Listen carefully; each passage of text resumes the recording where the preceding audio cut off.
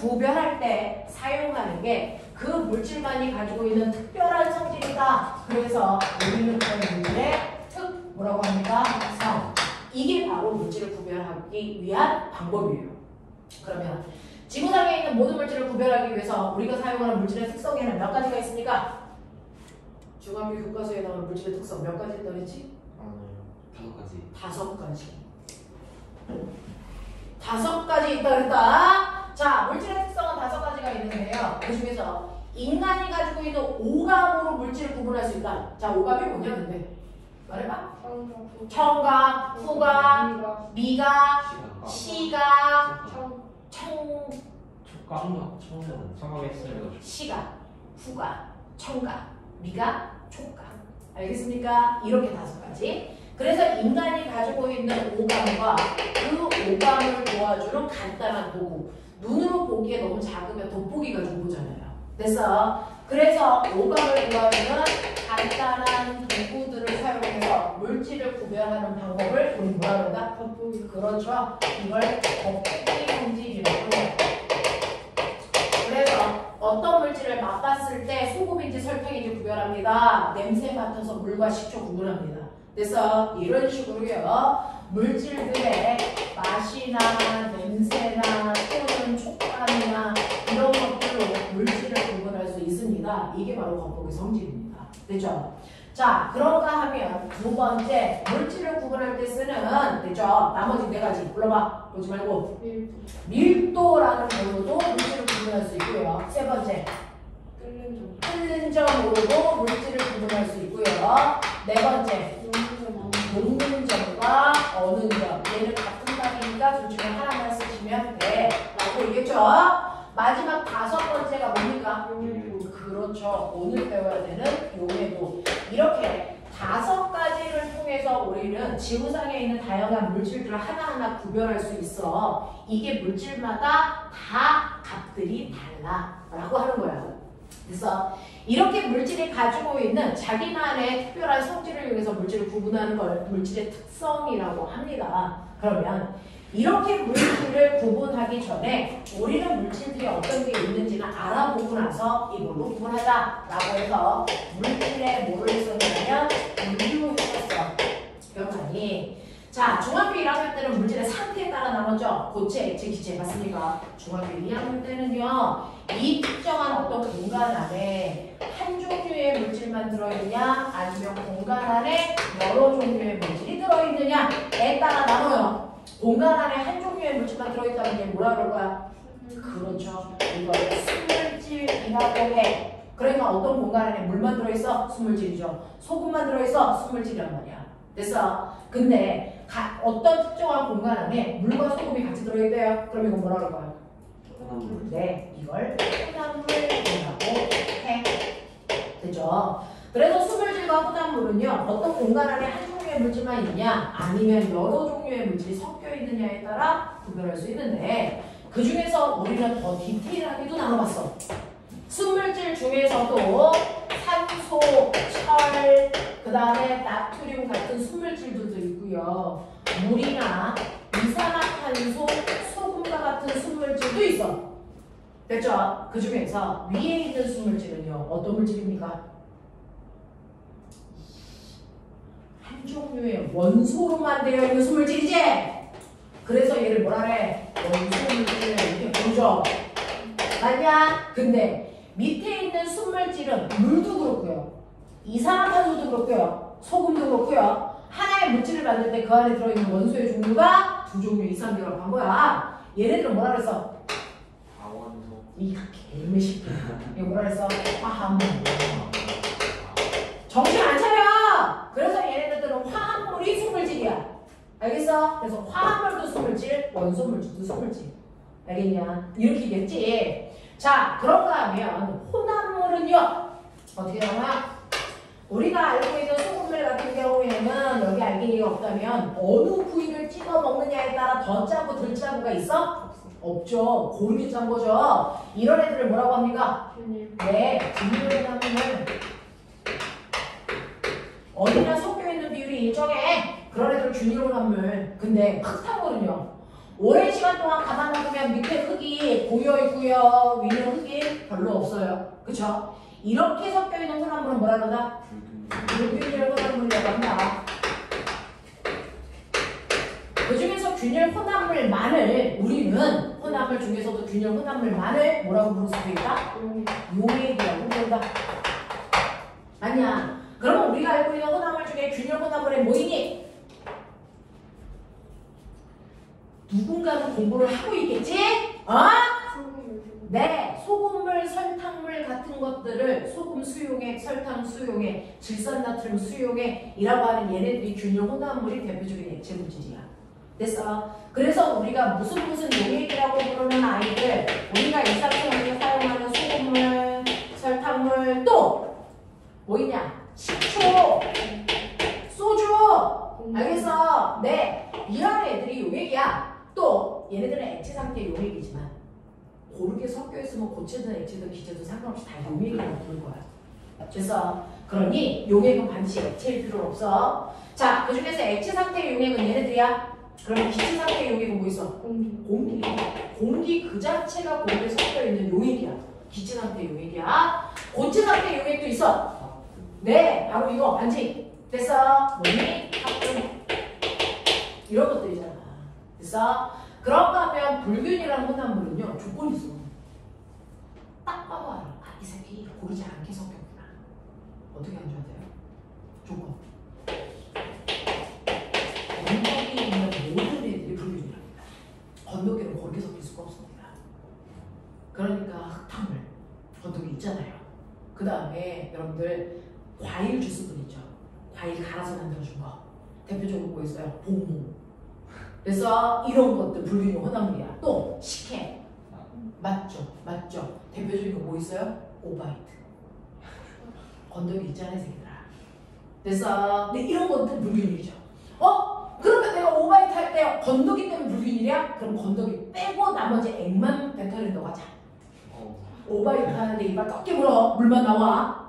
됐어? 그럼 그건 균일일까 불균일까? 불균이에요. 이거 불균일이야. 아무리 건더기를 잘 걸러내도. 왜? 건더기가 있으면서요. 불투명한 애들이 불투명해. 너의 오바이트는 투명하니 불투명하니? 불투명하죠. 그러면 우유는 투명하니 불투명하니? 걔 불균일이야. 알겠습니까? 왜? 왜 불투명해? 우리 눈에 보이지 않는 작은 알갱이들이 떠 있어서 그래요. 알겠어? 네. 그래서 이렇게 불균형 혼합물을 알아보는 쉬운 방법은요. 건더기 있는지 불투명한지. 됐어? 보시면 돼. 그래서 절대로 우유는 균형 혼합물 아니야 라고 하는 거예요. 무슨 말인지 알겠습니까? 이런 것들이야. 이런 것들이야. 자, 그래서 이런 식으로 지구상에 있는 물질들은 순물질인지 혼합물인지 구분한다. 그러면 일단 내가 순물질 중에서 누군지를 알아내기 전에 순물질인지 혼합물인지부터 구별하자. 구별하자. 됐어? 네. 여기에 투명한 액체가 있어요. 자, 근데 이 투명한 액체가요. 하나는 순수한 물질이고 하나는 혼합물이라는 거야. 되겠냐? 네. 우리 눈으로 보면 순수한 물도 투명하지만 소금물도요 투명하거든요. 되겠어? 그러면 누가 순물질인지 혼합물인지를 구별하라고 하면 멍청한 애들은 일단 먹어봐요. 뒤진다고요. 저기 독약으로 들어있을 수도 있잖아요. 그래서 오감물 물질을 구분하는 이런 것들은 사실은 잘 쓰지 않는다는 거죠. 위험하니까. 그래서 자, 그러면 순물질인지 혼합물질 구별하는 가장 간단하고 쉬운 방법 뭐 있다? 저번 주에 써요. 끓여봐요. 얼려봐요. 끓는 점 녹는 점 보는 방법이 가장 쉬워요. 알겠어? 라고 얘기한 거야. 그래서 순물질인지 아닌지를 구분할 때 내가 끓여보는데요. 만약에 순수한 물이라면, 물과 같은 액체라면 시간이 지나 가열하고 있어. 온도가 뭐하니? 올라가다가 어떻게 되니? 수평한 부분이 생기면서 상태가 바뀌어. 그러니까 순물질은 상태가 바뀌는 동안 온도가 올라가니 안 올라가니? 안 올라가요. 이렇게 수평한 구간이 생긴다면 너는 순물질이야. 맞아? 그리고 수평한 구간의 온도가 바로 액체가 기체로 바뀌는 멋진 말. 액체가 기체로 바뀌는 무슨 점? 끓는 점이야. 그래서 어떤 물질을 끓여봤더니 80도에서 끓어. 얘랑 이런 애가 있나봐. 라고 하면 되겠죠. 됐어? 얘가 만약에 끓는 점이 78도야. 그게 누구야? 에탄올이죠. 얘가 끓기 시작하는 온도가 100도야. 그럼 얘 누구야? 물이야. 이렇게요. 맞죠? 자, 근데 어떤 애가 있어? 내가 시간이 지나서 얘를 막 끓여봐서 근데 얘가요 끓기 시작하는데 온도가 계속 올라가면서 끓어요. 얘는 100% 뭡니까? 혼합물이에요. 그죠? 네. 이렇게 상태가 바뀌는 동안 온도가 일정하냐 온도가 변하느냐에 따라 우리는 수분물질인지 혼합물인지 나눌 수 있다. 그래서 만약에 얘는 물이고 얘는 소금물이야. 5%. 왜 물이 끓을 때 100보다 높은 데서 끓여야 돼? 왜? 네, 소금이 물이 끓는 걸 방해하기 때문이에요. 그래서 그 방해도 끊고 끓어야 되기 때문에 실제로 모든 액체들은 혼합물이 되는 순간 자기의 끓는 점보다 훨씬 더 높은 온도에서 끓기 시작할 수밖에 없다. 옆에 있는 애들이 방해하니까. 그럼 꼽해놔. 5% 방해가 크다 그래서 10% 방해가 크다 그래서 네, 그래서 온도가 높아지면 높아질수록 끓기 시작하는 온도는 더 높을 수밖에 없어. 무슨 말인지 알겠어? 네. 근데 높은 온도에서 끓기 시작하는 건 인정. 근데 왜 끓으면서 계속 온도 올라가? 계속 농도 끓으면서 물이 증가하기 때문에 농도가 계속 진해져서 그래요. 그래서 맨 처음에 끓일 때는 5%지만 끓는 동안 5%가 10%로 10%가 20%로 20%가 30%로 온도가 진해진단 말이야. 그러니까 방해가 더 커지기 때문에 점점 온도를 높여야 끓을 수 있다는 얘기죠. 그 온도 유지를 해야 되니까. 그거를 그 방해가 처음에는 방해가 1만큼 와. 근데 농도가 높아지면 방해가 10만큼 오니까 그 방해를 끊으려면 더 많은 온도를 높여야 되겠죠. 그래서 혼합물을 끓일 때요 온도가 이렇게 올라가는 이유는 점점 농도가 모여져서 진해져서 그래 라고 하는 거라고. 그리고 끓기 시작하는 순간의 온도 차이에 따라서 얘가 5% 소금물이면 더 높은 데서 끓기 시작하는 너는 10% 소금물이야. 적어도 5%보다 낮을 수는 없어. 이런 얘기야. 무슨 말인지 알아? 이런 얘기야. 그러면 요번에는요 얼려보는 것도 가능하잖아요. 됐죠? 자, 이거 순수한 물이래요. 자, 그러면 내가 얼릴 때 몇 도에서 얼어요? 0도까지 온도를 낮추면 그 0도에서 다 상태가 바뀔 때까지 온도 절대로 안 바뀌어요. 됐죠? 이렇게 액체가 고체로 바뀌기 시작하는 온도를 뭐라 한다고요? 농점 무슨 점? 무슨 점? 어느 네, 어느 점이고. 됐어. 근데 0도에서 얼어? 얘 100% 물이야. 됐어. 네, 우주에 있는 모든 물질 중에 0도에서 얼은 우주에 하나밖에 없어. 물밖에 없어. 그래서 그 온도만 보면 누구지 알아? 라는 거잖아요. 됐죠? 근데 얘가 순수한 물이 아니고 소금물이야. 근데 걔 얼릴 거야? 그럼 소금은 얼는 걸 도와준다? 방해한다? 무조건 방해하니까 0도에서 얼 수 있어? 없어? 없어. 그래서 훨씬 더 낮은 온도에서 똑같이 경사지면서 얼어. 알겠어? 그래서 혼합물은 절대로 얼 때와 끓을 때 돼서 수평한 부분을 갖지 않습니다. 그래서 구별이 가능합니다. 되겠냐? 네. 그러면서 혼합물은요 끓는 점이 더 높아지는 거고요. 어느 점이 훨씬 더 뭐해지는 거야? 낮아지는 거야. 되겠니? 그래서 우리 오늘 이거는 사실 순수한 물을 강물이라고 부르면 소금물은 바닷물을 보시면 알잖아요. 그러면 한겨울에요 강물은 얼지만 바닷물을 얼 수 있어 없어?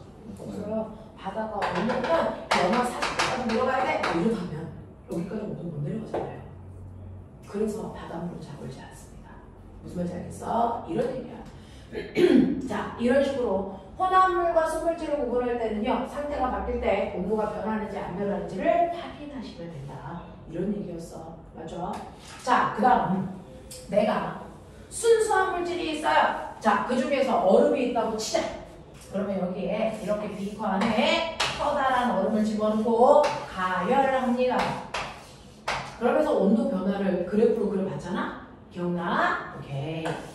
자, 맨 처음에 얼음의 온도가 영하 20도에서 출발했다고 치자.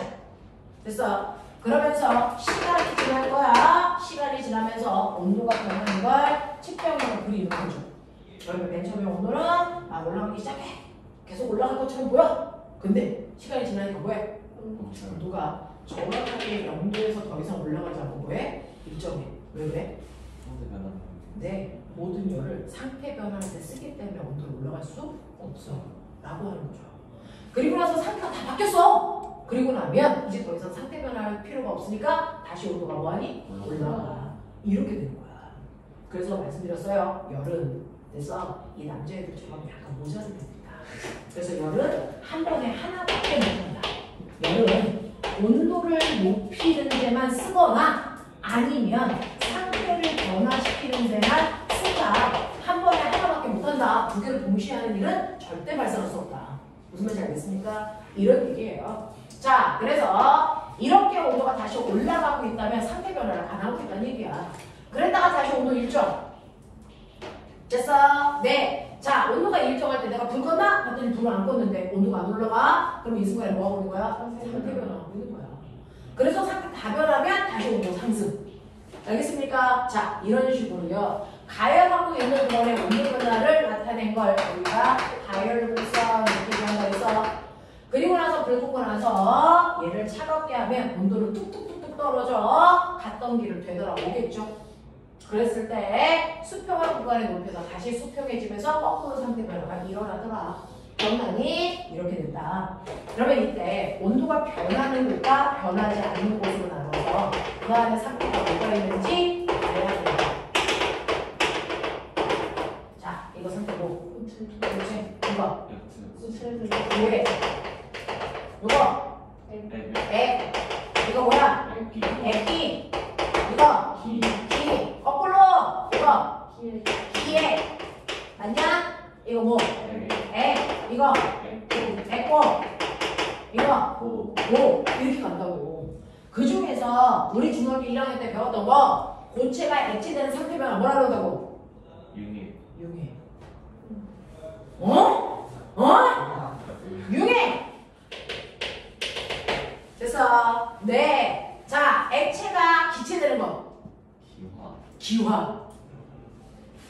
이 새끼들 이 높이 쓰는 거지. 알고 있었지. 알고 있었어라. 기화. 이거. 액화. 이거. 이런 씨. 와. 처음 듣는 새끼야. 응고. 알겠어? 이거.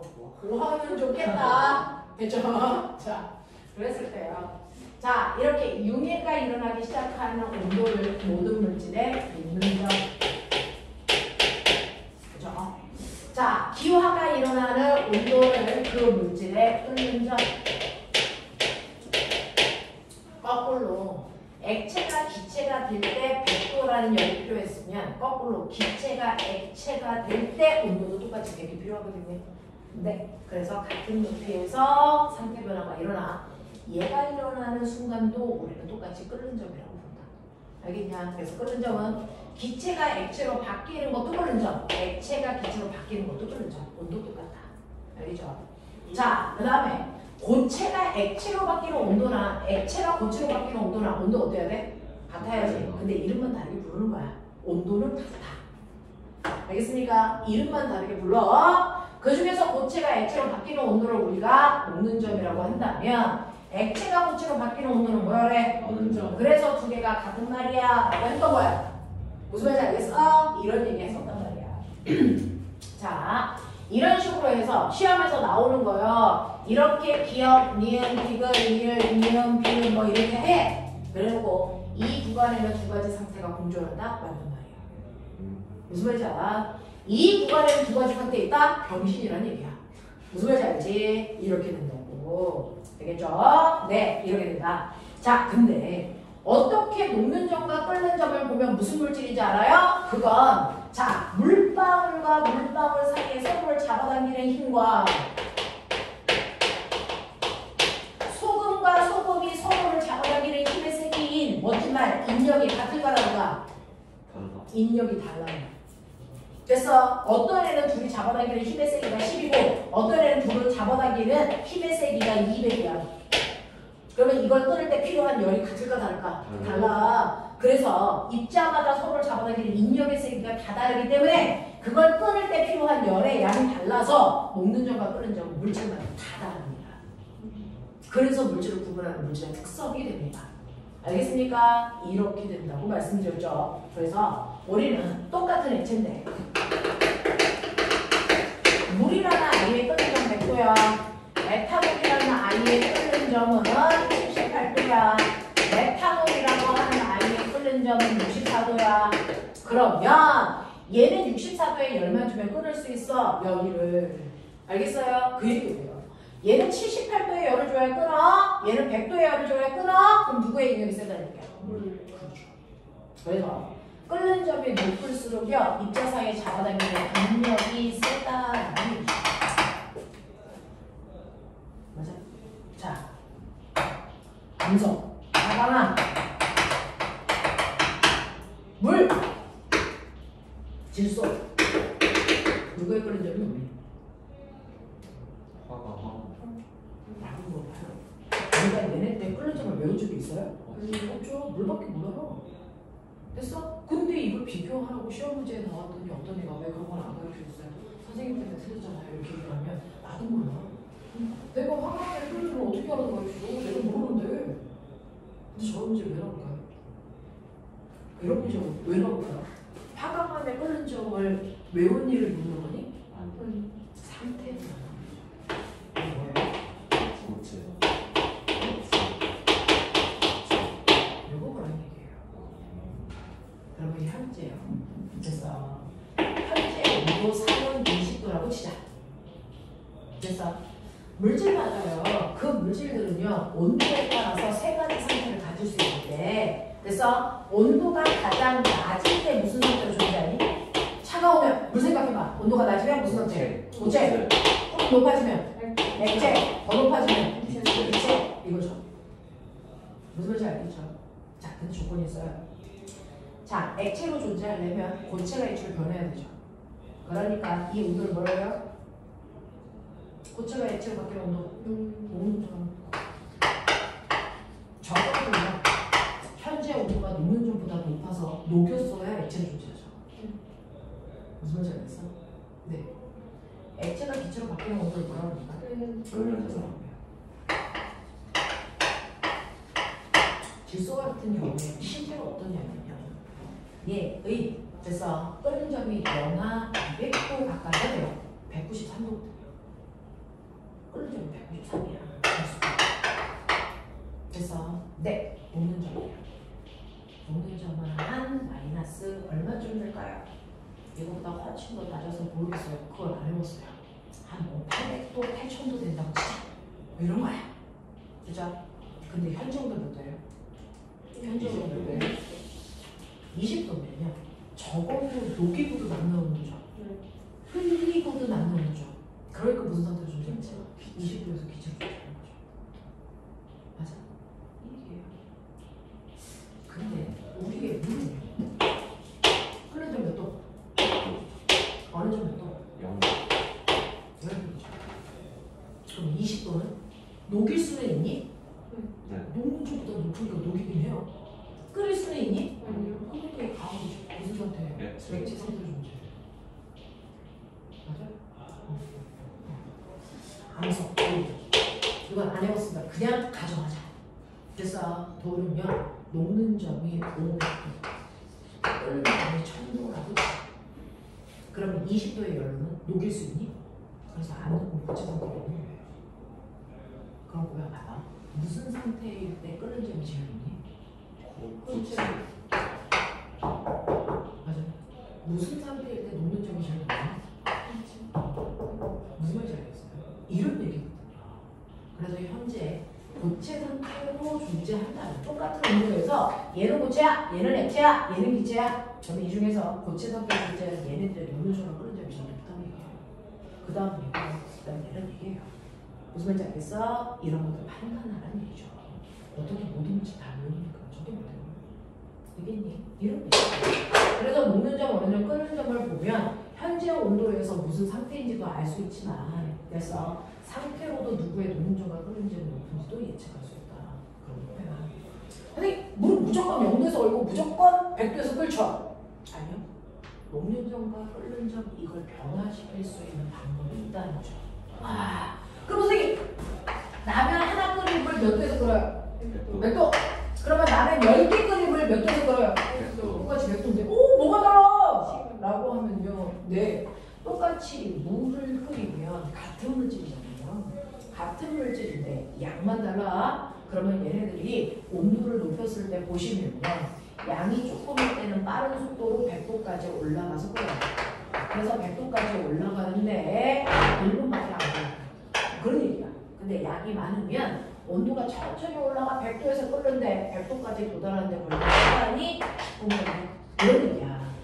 그래서 양이 많다고 해서 끓는 점이 높은 건 아니고요. 그 끓는 점까지 가는데 시간이 오래 걸린다는 얘기죠. 됐어? 그래서 녹는 점과 끓는 점은요. 양에 따라 바뀌거나 불꽃의 세기에 따라 달라지진 않아요. 시간만 달라지는 거죠.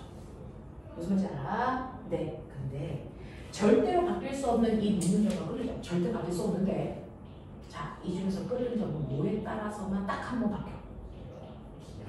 끓는 점을 변화시킬 수 있는 유일한 방법이 바로 뭐였다? 압력이었다. 얘는 압력의 영향을 받았어요. 압력이 높아지면 끓는 점 높아진다. 그걸 이용한 게 압력밥솥이다.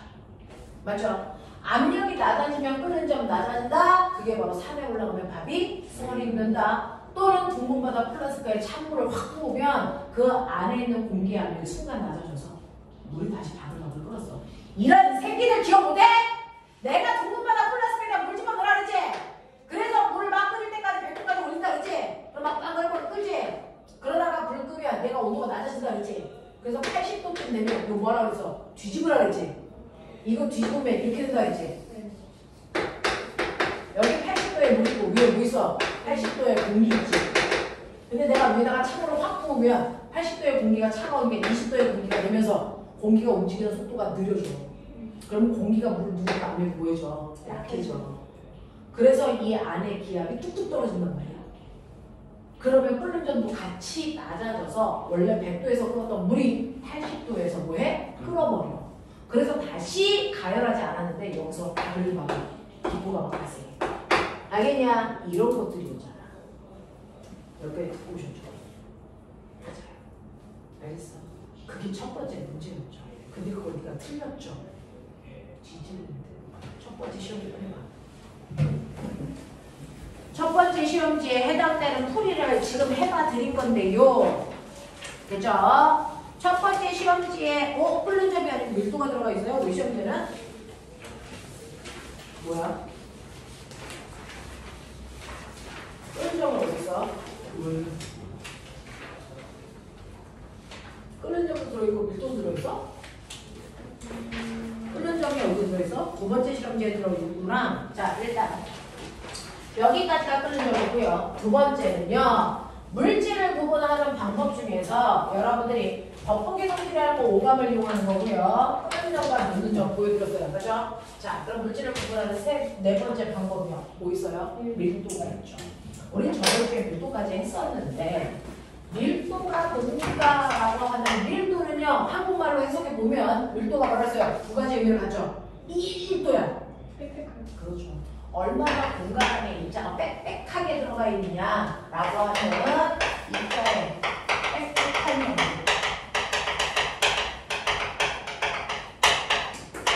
근데 너네 알아? 원래 고체 물질은 입자가 어떻게 있어? 빽빽하게 액체 물질은 약간 미스매지지. 기체 물질은 엄청 그래서 느슨하게 되어 있지. 그러니까 꼬매가 이게 철이야. 철 고체 상태의 철. 이건 철을 녹여서 액체 상태로 만든 거야. 이거는 철을 더 끓여서 기체 상태로 만든 거야. 납득하겠어? 자, 그러면 이렇게 철인데요. 얘네들이 누구야? 8439. 우리 부모님들 안 계시죠? 네. 자, 이런 식으로 해놓으면 꼬매가 이런 식으로 해놓으면 그래서 얘네들의 빽빽한 정도가 상태가 달라져. 그럼 빽빽한 정도가 유지되니 변하니? 변하죠. 누가 제일 빽빽해요? 네. 그다음 그렇죠. 됐어. 그래서 같은 물질이라고 고체일 때 밀도가 제일 커요. 그 다음 액체고 그 다음 기체고. 그래서 밀도는 상태에 따라 달라지는 값이야. 무슨 말인지 알겠어? 오케이. 같은 물질이라도 상태가 달라지면 밀도는 달라지는구나. 왜? 빽빽한 정도가 달라지니까. 알겠습니까? 네. 그래서 일반적으로 고체 상태 밀도가 가장 커요. 그 다음 액체이고요. 그 다음 기체가 되겠니? 네, 이렇게 되고요. 밀도의 또 다른 뜻. 밀도로 빽빽한 정도를 나타내는 거라면 또 하나. 밀도가 크다면, 밀도가 작다면 어떤 일이 발생하니? 밀도가 크면 가라앉고요. 밀도가 작으면 떠요. 그러니까 밀도가 뭘 얘기합니까? 크고 네, 가라앉는 성질을 결정하는 거잖아요. 그러니까 아무리 가벼워도 돌을 물에 던지면 뭐합니까? 가라앉죠. 그건 물보다 밀도가 커서 그래요. 그래서 아무리 무거운 스티로폼도 물에 던지면 뭐합니까? 뜨죠. 그래서 밀도가 물보다 작아서 그래요. 무슨 말인지 알겠어? 네, 이렇게 물질이 뜨고 가라앉는 걸 결정하는 게 밀도란 말이야. 그럼 지금 땅바닥에 고체는 가라앉아 있죠? 여기 뭐 있어요? 땅바닥에 떠 있는 공기. 이거 가벼워서 떠 있는 거잖아요. 무슨 말인지 알겠어? 이렇게 뜨고 가라앉는 성질을 결정하는 게 밀도고요. 그 밀도는 그 안에 얼마나 입자가 빽빽하게 있느냐에 따라 결정된단 말이야. 알겠어? 그러면 이러한 밀도는요, 계산해서 볼 수 있는 것이다. 밀도는 밀도 뭐지? 밀도는 부피분의 질량 값으로 계산합니다. 부피분의 질량이라는 값으로 계산을 하는데, 부피는 수학 시간에 가로 곱하기 세로 곱하기 높이 하셔도 되지만 그건 모양이 일정할 때만 가능하다는 한계점이 있죠. 그러면 모양이 일정하지 않고 모양이 불규칙한 돌 같은 거는 부피를 질 수가 없나? 있죠. 모르죠? 네. 자, 눈통 실린더라고 하는 곳에 물을 집어 넣으세요. 됐죠? 그랬을 때 눈금을 읽으시면 20ml라고 시작. 됐어? 그래놓고 돌을 집어넣으면 돌이 들어간 만큼 어떻게 되니? 물이 올라오죠. 그랬을 때 눈금이 얼마냐면 24ml라고 치자. 그렇다면 우리의 돌의 부피는 유레카가 되는 거죠. 아르키메데스. 얼마입니까? 네. 됐어? 네. 그걸 한 게 아르키메데스예요. 되겠지? 그래서 이때 부피가 4만큼 증가했으니까 이 돌의 부피는 4ml야 이렇게 측정합니다. 그렇죠? 그래서 부피를 재는 저울이 눈금 실린더다. 아십니까? 물이 올라온 부피만큼을 재면 이게 바로 그 물체의 부피입니다. 라고 하는 거죠. 자, 질량 모르죠? 저울 당연히 저울로 재, 이 새끼야! 질량 무슨 저울? 양팔 그렇지. 양팔 저울. 다른 말? 이런 없어? 위치 없이 저울. 아. 배운 놈이랑 안 배운 놈이랑 똑같은데. 자, 부피 재는 저울, 눈금 실린더. 질량 재는 거, 양팔 저울 또는 밑접시 저울. 됐어. 쟀어? 쟀더니 이 양팔 저울에 저 불규칙하게 생긴 돌덩이에 올려놓고 수평이 될 때까지 분도 추를 올려놓으니까 그죠? 네. 100mg짜리 2개와 1g짜리 4개를 올리니까 드디어 이런 수평이 됐어. 그럼 얘 질량이 얼마라는 거야? 204. 죽여버려 이 새끼야. 아, 그래야겠구나. 얼마입니까? 4.2. 1g짜리 4개니까 4g이죠. 100mg짜리 2개니까 200mg이죠. 그럼 이제 나 궁금한 게 있죠. 1g이 몇 mg이니? 1000mg이잖아 이 새끼야. 그러니까 200mg을 얼마를 얘기하는 거니? 0.2g을 얘기하잖아. 그러니까 얘는 얼마라는 얘기니? 4.2g이라는 얘기잖아. 납득하냐? 됐냐? 그런 얘기죠. 그래서 얘 질량은 4.2g이나 이렇게 되는 거죠. 맞아. 그럼 얘의 밀도는 얼마니? 하면 얘네가 할 수 있는 산소의 영역을 벗어났는데 미안. 그래도 해보도록 하자. 그래서 얼마 나오냐? 1.05 단위 그램 퍼 밀리리터. 그래서 숫자는 숫자끼리 계산, 단위는 단위끼리 계산해서 쓴 겁니다. 이게 밀도의 단위입니다. 아시겠어요? 이렇게 된다. 근데 무식하다. 빽빽한 정도 고체가 제일 커. 그 다음에 기체야, 그 다음에 기체야. 이렇지 않은 애가 우주에 딱 하나 있다. 누구? 물. 됐어. 네. 물과 얼음 있어. 얘 얼음, 얘 물. 그죠? 누가 더? 얼음. 얼음 뜨죠. 그러니까 물보다 얼음의 밀도가 작다는 얘기입니다. 신기하면 안 돼. 배웠어 저번 주에. 이 11월 방태기 같은 새끼들아. 저번 주에 배웠어. 그래서 딱 하나 얘 배운 게 물. 얼음보다 밀도가 크고 그리고 스프링의 밀도가 제일 작아. 선생님이 글자 수가 등수라고 그랬다. 얘 1등 새끼야. 2등, 3등. 알겠냐? 이렇게 기억하라고 그랬어. 알겠냐? 얘의 밀도가 제일 커. 되겠어? 되겠어? 여기 목은 손? 자, 목은 여기서 한 발자국 쏙 들어가줘야 되는데 우리 여기서 멈춰도 돼요. 자, 그러면서 이러한 기체들은요 밀도를 잴 때도 조건이 있어요. 온도와 압력에 따라 부피가 계속 바뀌어요. 부피가 계속 바뀌어요. 그럼 밀도가 계속 바뀐다는 거잖아요. 뭔지 알죠? 그래서 기체들은 내가 밀도를 측정했을 당시에 온도와 압력이 얼마였는지를 반드시 외워야 된다. 표시해주면 알겠습니까? 몇 도의 온도, 몇 도의 압력에서 측정한 밀도 값인지를 나타내줘야 된다. 알겠냐? 이렇게 됩니다. 그래서 여기까지가 우리가 지난주에 했던 얘기잖아요? 나 불렀어? 너 약간 여자 목소리 나와서 깜짝 놀랐다. 자, 대충 이해돼요? 네. 자, 그러면 소금의 부피 좀 줘. 요즘 내신이 허벌나게 어려워지는 추세. 그래서 네, 엄청 어려워지고 있는 추세라서 부피는 모르진다 그랬어 아까. 모르진다 그랬어. 부피 재는 저울. 눈글씨. 눈부시는 눈부시는 정말 다른 말에 다음 건지 해야지. 모르지? 네, 눈부시는 부피는 눈곱실이 떨어지면서 돌 집어넣으면 부피 올라오는 유레카 한번 했어요. 근데 보면 나 소금의 부피 좀 잘 생각해봐. 너네가 이제 특목고를 갈 수 있냐 없네. 그 기로에 서 있는 한 명이야. 됐어? 자, 봐. 물고기 실린더에다 부피를 잴 거야. 소금은 입자가 고르지 않아. 각설탕과 같은 각소금 이런 거 없거든. 있었으면 좋겠지만. 그래서 부피를 재야 돼. 소금의 부피를 재야 돼. 그러면 모양이 불규칙하니까 여기 물 집어넣고 소금 넣고 올라오는 거 봐야 되지. 됐어? 이렇게 해서 부피를 측정하는 거야. 맞아, 틀려? 맞지? 아니요. 맞아요. 뭐지? 부피를 재려면 소금의 부피를 잴 건데 소금을 녹여서 재면 안 되죠. 말이 안 돼요.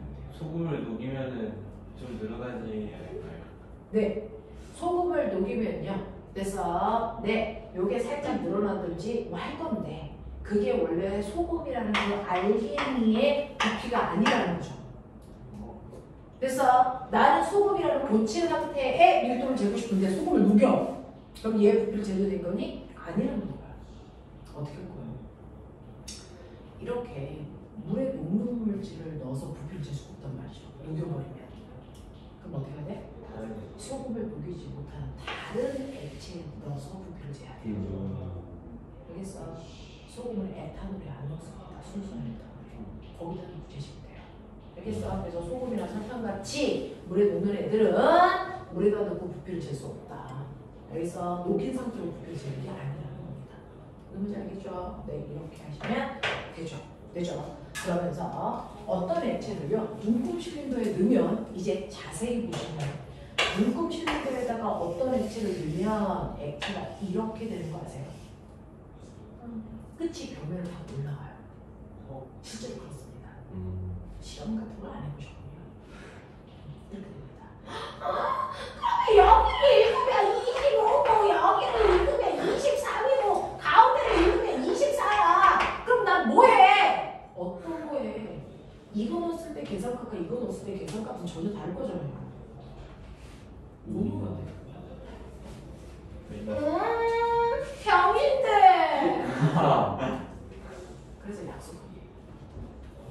모두 다 똑같은 행위로 재밌잖아요. 어떤 놈은 이걸로 재고 어떤 놈은 이걸로 재겠구만 안 하면 되잖아. 그래서 약속합니다. 항상 부패를 읽을 때는 수평한 부분에 높이는 거다. 약속하면 깔끔해지잖아요. 근데 골 때리는 여지 하나 있어요. 수은 그 색이 어떻게 해요? 힘이에요. 골 때리죠. 그러면 이 새끼는 여기 있냐 여기 있냐? 무조건 수평한 부분 읽으라고 얘기했잖아. 얘는 여기 있네. 알겠어? 오 병신들. 그래서 이런 거야. 그래서 문구를 읽을 때도 정확하게 읽어야 된다. 그럼 문구를 읽을 때 눈으로 읽어야죠. 네 눈 어딨어? 와, 눈 여기 없는 줄 알았다. 내가 그거 묻는 거냐? 눈의 높이를 묻는 거잖아, 이 새끼야. 순간 귀여웠다. 여기 이렇게 해가지고. 자, 눈이요. 정확하게 수평한 부분과 일직선이 되는 위에 눈을 놓으셔야 됩니다. 알겠어? 위에서 아래로 때려보면 뒤진다. 알겠어? 이거 안 된다는 얘기입니다. 알겠죠? 네. 제가 한국에서 30년 만에 여기 오늘 처음 들었네요. 자, 이렇게. 알겠어? 언니 안 되겠냐? 우리 애들은 약간 병신이라서 괜찮아. 마음 먹어도 돼. 자, 그럼 질문 받을게요. 감동. 엄마들한테 상담해야지. 아이가 순수해요. 자, 아이가 엄청 순수해서 제가 몸둘 바를 모르겠어요, 언니. 자, 그러면 지금 선생님이 설명한 내용으로요. 1번부터 10번까지 6-1. 이 중에서 혹시 질문할 게 있나 다시 한번 보세요.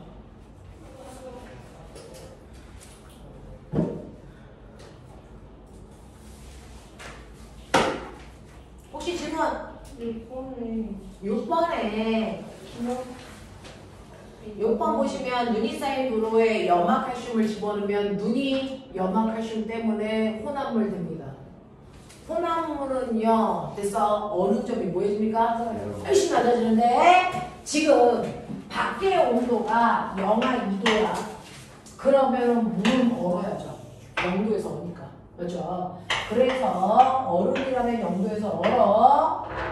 근데 내가 염화칼슘을 뿌려서요. 그래서 이 얼음을 혼합물로 만들어서요. 영하 2도로 만들었어. 그래서 내가 혼합물로 만들어서 얘 어느 점을 영하 10도에서 얼음 물질로 만들었어. 근데 실제 밖의 온도는 영하 2도. 그러면 이 새끼는 녹을까 얼어 있을까? 얘는 여기까지 내려와야 엉겨. 근데 소금에다가 염화칼슘을 뿌리는 순간 돼서 어느 점을 내가 낮춰버린 거야. 근데 지금 온도는 영하 2도야. 그럼 거기서 뭐해? 녹아버려.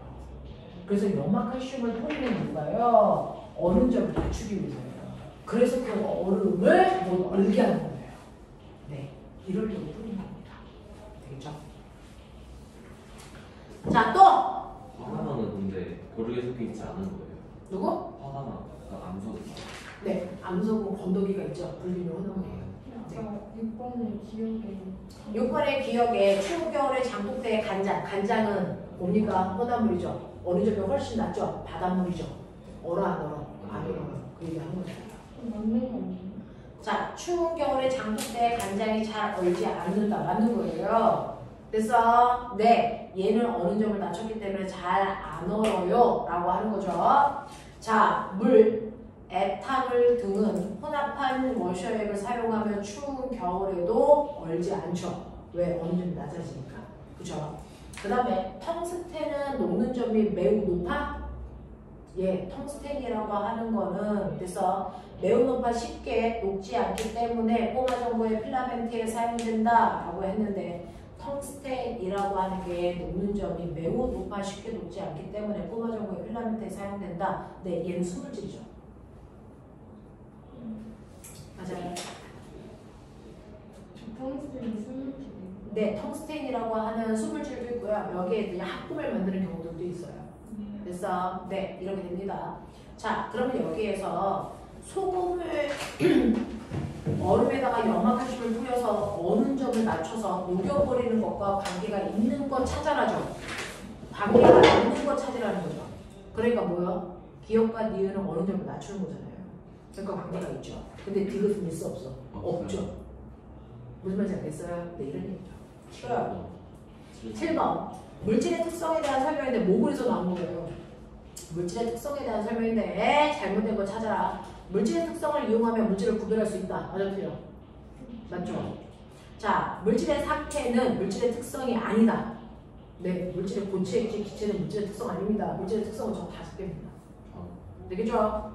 자, 물질의 밀도는 온도와 아니 기체의 밀도는 온도와 압력에 따라 달라지기 때문에 물질의 특성이라고 할 수 없다? 아니요. 밀도는요, 그 온도, 그 압력에서는 고유한 값을 가져요. 그래서 물질의 특성 같습니다. 됐죠? 네. 끓는 점은 물질의 특성이기 때문에 같은 종류의 물질은 양에 관계없이 끓는 점이 일정하죠. 그래서 라면 하나 끓일 물, 10개 끓일 물 다 이렇게 쓸 거예요. 네. 그 다음에 밀도는 물질의 특성이기 때문에 일정한 온도에서 물의 부피가 2배가 되면 질량도 몇 배가 됩니까? 2배가 되기 때문에 밀도는 변하지 않아요. 그래서 저번 시간에 설명했죠. 자, 컵하나 칠판 밀도가 10이라고 치자. 그럼 내가 손톱으로 긁어. 그러면 내 손톱에 칠판 가루가 생기니? 그죠? 그래서 여기에 이런 커다란 물체가 있는데 얘는 밀도가 얼마냐면 10이야. 왜? 밀도는 부피분의 질량인데 부피가 10이고 질량이 100이었기 때문에 밀도가 10이었던 거야. 그치? 근데 얘를 12분의 그 중에서 하나의 부분은 이거죠. 12분을 했을 때 부피는 10분의 1로 줄죠. 질량도 10분의 1로 줄죠. 그럼 밀도는 1로 줄죠. 무슨 말인지 알아요? 내가 얘를 작게 자를 때 부피가 줄어드는 비율만큼 질량도 같이 줄기 때문에 밀도가 변하지 않습니다. 그래서 똑같은 물질, 똑같은 상태라면 크기하고 상관없이 밀도는 항상 같아야 돼. 이런 얘기야. 이해돼? 이해돼? 상태도 똑같다면, 상태와 물질의 밀도가 똑같다면 크기 상관없어요. 우리도 항상 일정합니다. 그래서 그런 얘기 하고 있어요. 또요? 납득해? 세렴. 너는 이름이 무슨 뜻이야? 세렴이 뭐야? 문자가 아니에요. 아, 세련되다 뭐 이런 의미야? 그런 거 많은 거 같은데 저는 모르겠어요. 외국인은 아니지? 그치? 가끔 외국인들이 있더라고요. 자, 그 다음에 6-2 물질의 특성.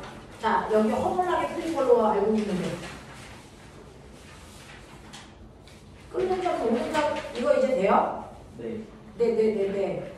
자, 그래서 보면은 2번도 돼야 되고 3번도 돼야 되고 4번도 돼야 되고 막 이런 거 같은데요. 그죠? 네. 그래서 끓는 점과 녹는 점에 해당되는 문제들은 여러분들이 해결할 수 있게끔 하셔야 된다. 납득하죠? 네.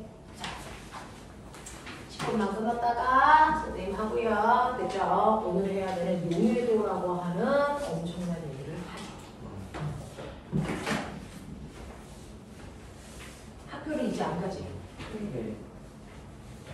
드디어 방학을 했어.